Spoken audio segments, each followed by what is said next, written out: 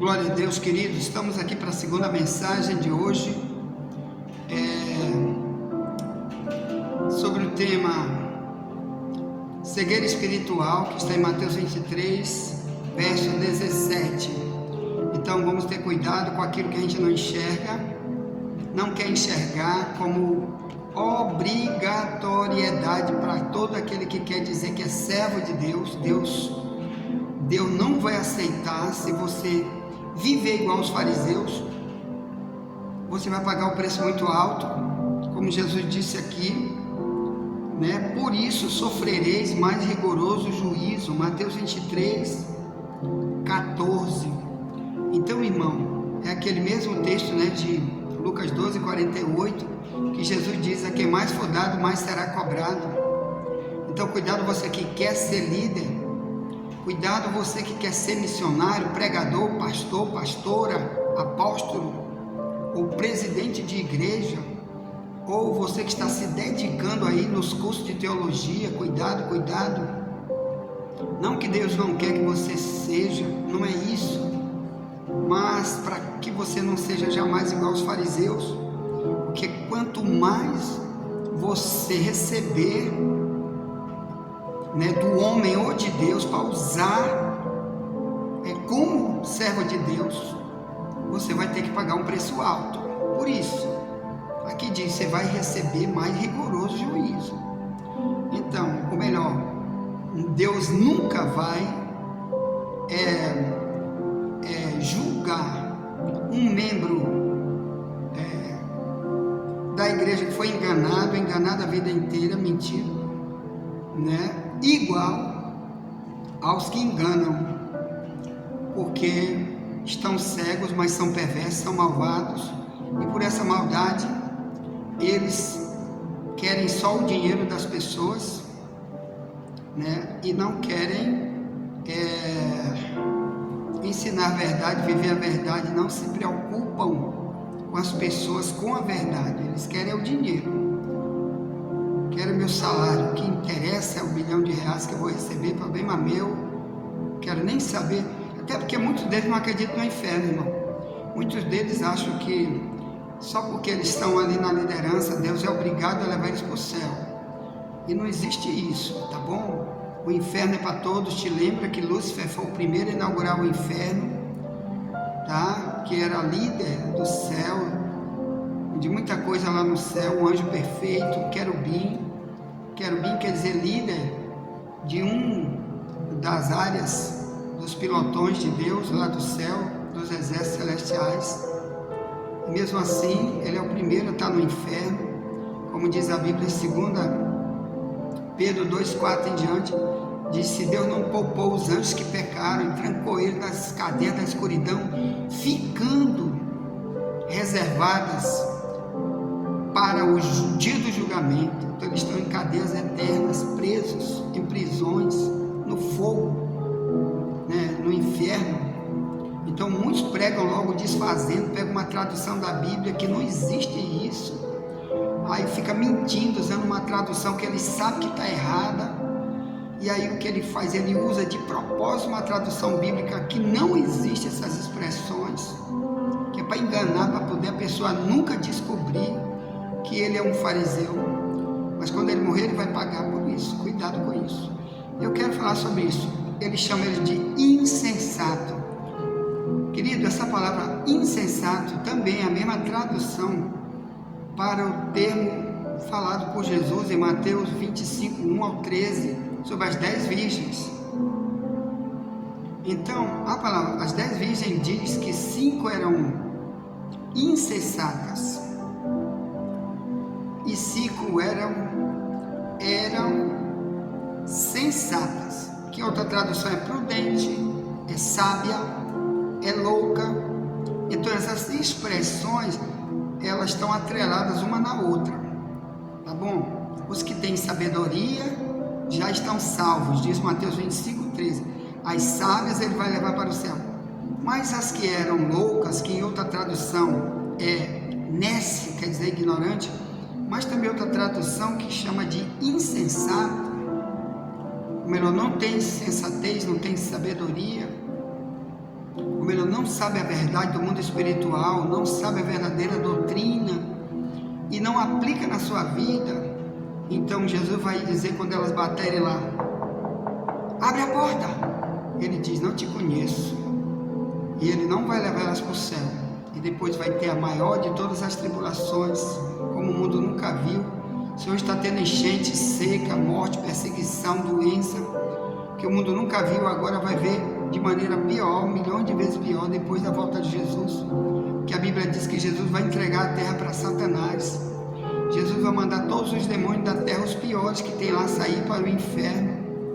Do inferno para dentro da terra, está lá em Apocalipse 9, vai ser uma das recompensas dos ímpios que Deus vai enviar para a terra, que a morte vai fugir da terra na hora que o homem tiver com os piores tipos de tribulação, né? Eles atribulados vão procurar morrer, gritar pela morte, me mata, eu quero morrer, nego dando facada, dando tiro neles, e eles não vão poder morrer.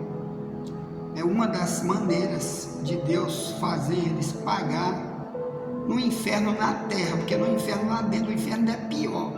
Deus vai fazer o inferno sair de lá do abismo para vir para a terra. Sofrimento de vários e vários tempos na terra.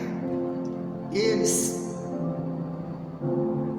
gritando de tudo quanto é espécie de dores, mas não vão poder morrer durante cerca de 5 meses.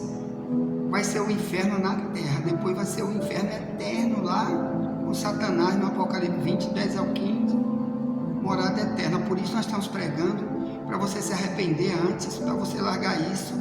Viva a vida cristã agora. Envie para alguém, chame um novo convertido, avise ele, porque é agora que Deus não quer ver você igual um fariseu cego, porque é um insensato. Insensato, ele não tem sabedoria, ou melhor, ele não sabe a realidade que o espera depois da morte. Se ele for um cego espiritual, que está preocupado apenas consigo mesmo, com seus egoísmos, não é servo, porque não está pregando para ninguém, não está ajudando ninguém, está cuidando só de si mesmo. Nunca faça isso. Deus chamou você para pensar nos outros, investir nos outros, amar os outros, como você se ama. Senão ele não vai querer nenhum tipo de compromisso com você, nem comigo, nem com ninguém. Bem, olha a expressão que ele usa aqui em Mateus 23, 17. Insensatos e cegos, pois qual é maior, o ouro ou o templo que santifica o ouro? Então essa aqui é a segunda mensagem de hoje. A primeira já vamos estar enviando para isso, se Deus permitir. Vamos gravar várias mensagens hoje sobre esse tema de Mateus 23, 17. A cegueira espiritual dentro desse item que vamos falar hoje. Amanhã tem muito mais, ainda baseado em Mateus 23, sobre a cegueira das lideranças ou de qualquer um que quiser ser igual a eles nessa área. É chamado de insensato e cego. Bem, no 17 ele diz, pois qual é maior, o ouro ou o templo que santifica o ouro? Aqui, hora nenhuma na Bíblia, irmão, Jesus está dizendo que o ouro na igreja, o ouro que era maneira, que na época geralmente eram moedas de ouro que eles usavam, né? Uma dracma era uma moeda de ouro na época, que era também usada, né? Os talentos de ouro são usados na Bíblia, né? Muito talentos, né, que é um peso em ouro, muito usado na Bíblia, que Davi usava, que outros usavam. Deus não está proibindo o ouro na igreja, ou melhor, formas dos que estão na liderança se alimentar, não é isso. E você vai ver aqui agora que eu vou falar sobre isso. O que ele estava falando, como eu disse, é a mudança de valores, quer dizer, o dinheiro que eu recebo vale mais, milhões de vezes mais, do que qualquer pessoa que está ali no culto. Não tenho interesse nenhum na salvação de ninguém, por isso não dou a verdade para eles. Eu quero é o dinheiro. Então, o ouro, eu quero falar do ouro. Bem, no caso de Deus dizer que os líderes de igreja têm que ter o necessário para viver, mas tem que ter, é ordem de Deus. Os verdadeiros líderes, não é o fariseu. O fariseu, Deus quer que ele perca o emprego, caia fora, vai procurar plantar batata no asfalto até se converter e largar de roubar dinheiro de igreja, porque ele é um ladrão, porque está pregando uma mentira, não é digno de salário nenhum da igreja. Ele tem que trabalhar por lá, no seu secular, mas nunca receber dinheiro de igreja, quando ele é um insensato e cego, principalmente aqui nessa área, né? Quando cuida só do seu dinheiro e não cuida dos outros. Como tem multidão na igreja, que vem para a igreja só para pregar, e do lado de fora não pega o seu WhatsApp, não ensina ninguém pelo WhatsApp, pelas redes sociais que estão na tua mão. Onde está, ele não discipula ninguém, ele não prega para ninguém, mas só na hora do culto, porque ali ele quer ganhar algum benefício, ou os aplausos como líder, né? E principal é aqueles que querem ganhar o salário sem ensinar a verdade para ninguém. Bem, olha aí, salário, quero falar de salário para o obreiro agora. Não é errado biblicamente o obreiro ter seu salário da igreja. Por exemplo, na época de Jesus, quero falar sobre essa parte aqui, havia um grupo chamado levitas, de onde saíam os sacerdotes, de onde saíam os cantores, de onde saíam aqueles que cuidavam do templo, eram chamados de levitas, de onde vinham os profetas, era da tribo de Levi. Esse povo, todos eles eram impedidos pelo próprio Deus de trabalhar. Eles não podiam nunca trabalhar no secular. Eles viviam só da oferta, ordem do próprio Deus. Eles viviam da oferta que vinha para dentro do templo. Isso era a ordem, tá aí, você vai ver isso muito lá no Antigo Testamento, por exemplo, em Números capítulo 1, do verso 47 ao 54, eu não vou ler porque eu tenho outras coisas para falar, dentro do termo insensato e cego. Então está aqui, eles deviam cuidar do tabernáculo, que era o prédio, né? Na época do livro que foi escrito Números, eles não tinham ainda um prédio físico, só veio depois, anos depois, quando nasceu o Davi e veio o Salomão. Foi através de Salomão, no ano 900 antes de Cristo, né, que teve o prédio, para eles se reunir, um prédio feito de barro, de tijolo, de cimento, etc. Mas antes, quando foi escrito o livro de Números, capítulo 1, 47 ao 54, eles tinham que cuidar do tabernáculo. O tabernáculo era tipo uma tenda de escoteiro, ou tenda do exército, quando ela se acampa em algum lugar, feita de couro de animal, só que era gigantesca, que cabia muito mais de 1000 pessoas dentro. Então o papel dos levitas nunca era trabalhar em roça, em pescaria, nunca era trabalhar somente para Deus, tá bom? E eles eram sustentados por tudo que entrava como oferta e dízimo, tá bom? Que entrava, claro que o dízimo e a oferta também era para outras coisas, mas também para eles. Então você vai ver isso aí, ó. Em 2 Crônica 34, do verso 8 ao 21, um dos papéis dos levitas era recolher a oferta dentro da igreja, na hora do culto. A outra coisa que o levita tinha que fazer, que era serviço só dele, era levar a arca, Deuteronômio 10, 8 ao 11. Agora, sobre as ofertas que eles tinham que usar para eles, aqui Números capítulo 18, tá? E muitos outros textos. Em Números 18 diz que toda a carne que era levada, hoje o adventismo diz, você não deve comer carne. É mentira do diabo, que lá em Deuteronômio 14, 1 ao 4, diz que é para comer, Israel era autorizado por Deus para comer carne de búfalo, carne de bode, carne de cordeiro. Até hoje Israel, desde a época bíblica, eles comiam cordeiro na Páscoa.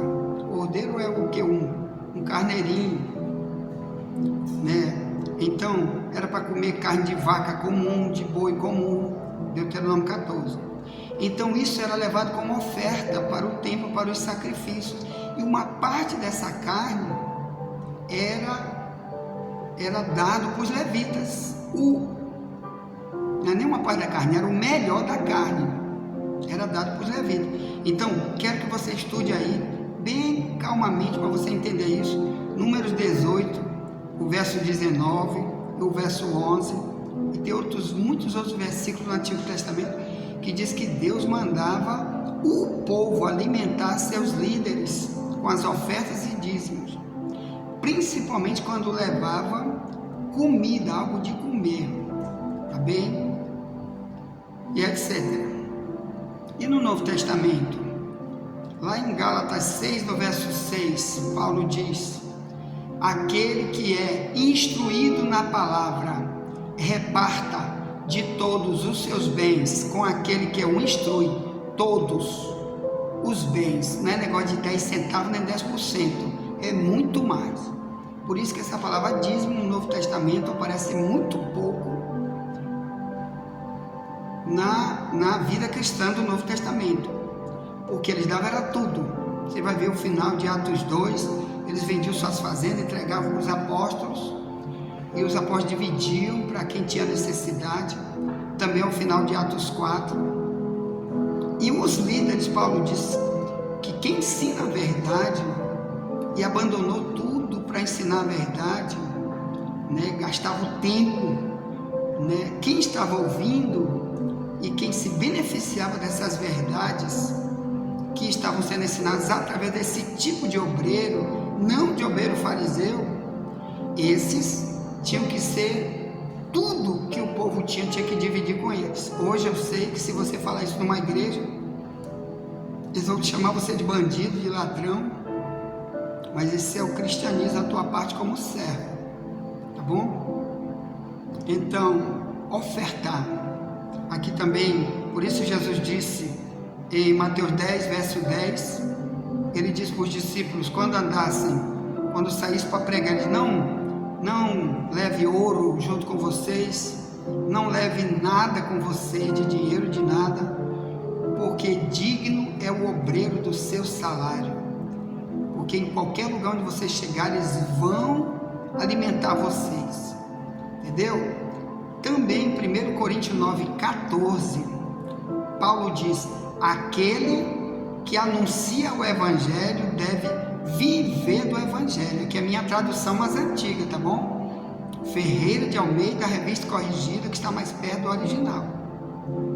Então, um verdadeiro líder que ensina, que está preocupado com almas, que tem sua prioridade é evangelizar com o verdadeiro Evangelho, que quer ver almas no céu e nunca no fogo eterno, esses, biblicamente, eles têm que ser recompensados. Claro que Deus quer que eles sejam apartados totalmente para a obra, que a própria igreja veja eles como alguém que tem que ser apartado só para a obra, né, para trabalhar no ensino, como diz Atos número 6, na Bíblia, o capítulo 6, que a liderança ali, né, eles tinham que afastar de tudo só para viver o ensino. Então eles largaram pescaria, Pedro largou a pescaria, Mateus largou a coletoria, ele era um coletor de impostos, e muitos outros abandonaram tudo para ensinar. E Deus queria que as igrejas sustentassem eles. Claro que Paulo era um homem diferente, que ele preferiu viver nessa área diferente. Você vai ver ele dizer em 1 Coríntios 9, falando só de oferta, que o obreiro tem que ter, porque ele tem família, ele precisa alimentar sua família.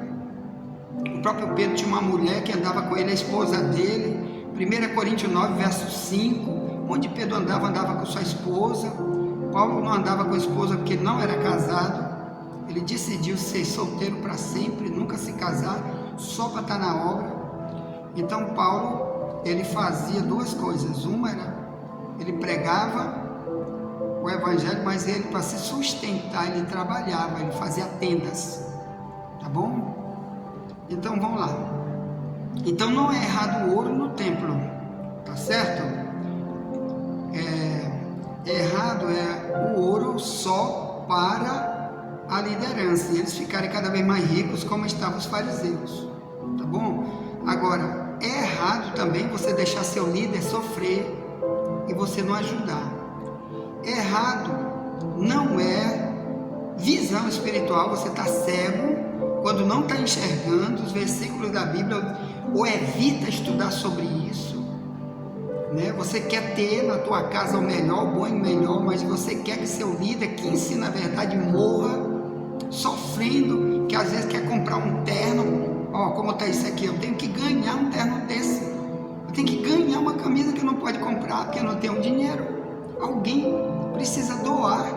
Como que eu vou comprar, como que eu vou tirar para comprar um terno desse, né? E como você paga a conta de luz da tua casa?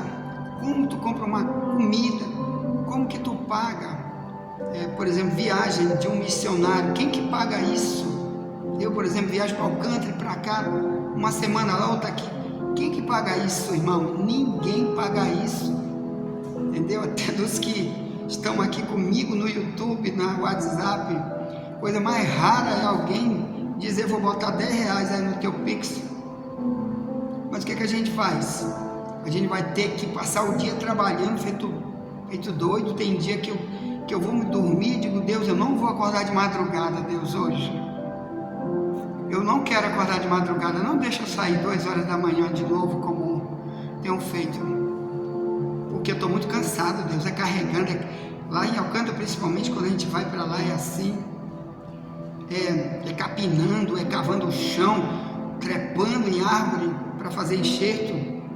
No dia que eu vim para cá, por exemplo, eu passei o dia todo trepado em árvore, em cajueiro, para fazer enxerto nos cajueiros lá em cima, aproveitar que está chegando chuva para lá, para plantar esses enxertos lá.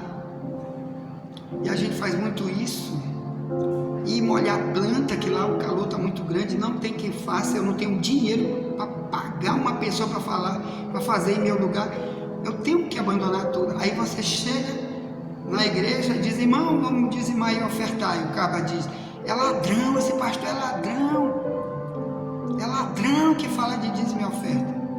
Como se Paulo diz: reparta de todos os seus bens com aquele que o instrui. Tá bom? Gálatas 6,6. Então você não conhece a Bíblia, você é um insensato. Você que investe tanto nos seus egoísmos, nas suas vaidades, nos seus carros de luxo. Na tua casa tem um palácio e o obreiro da tua igreja está morrendo. Você está vendo ele passar o dia todo no secular sem necessidade. Você não quer fazer o que Paulo diz, 1 Coríntios 9,14. Os que anunciam o Evangelho devem viver do Evangelho, na minha tradução mais antiga. Então, você, igreja, você está igual aos fariseus quando você só dá o pior para a igreja, porque essa também é tua parte como servo, tá bom? As igrejas serviam seus líderes, ajudavam seus líderes, para que seus líderes pudessem ajudá-los com o ensino verdadeiro. Que já imaginou uma pessoa riquíssima, milionária, morre e nunca ensinaram ela sobre dizimar e ofertar, ensinaram outras coisas, mas essa área não ensinaram, ela morre. E ela está lá em Mateus 25:30, o servo inútil. Disse: lance o servo inútil nas trevas exteriores, lá haverá pranto e ranger de dentes. Aí ele vai ver: rapaz, para que adiantou? Eu tive tantos bilhões e vim para o inferno, que eu podia estar ajudando meu líder, né? E minha igreja, que a igreja também precisa um prédio, precisa pagar a conta de luz e um monte de outras coisas. Um monte de outros obreiros precisam ser levantados e pagos pela igreja. E enquanto isso, quem tem fica aí se escondendo. E Deus chama ele aí também de servo inútil. Cuidado com isso. Ponto. Envia essa mensagem para alguém. Nunca te esquece. Ore por mim, estou orando por você, porque somente a verdade nos libertará. Volto já para a terceira mensagem, né, sobre esse tema: insensatos e cegos, de Mateus 23:17. Ponto. Amém.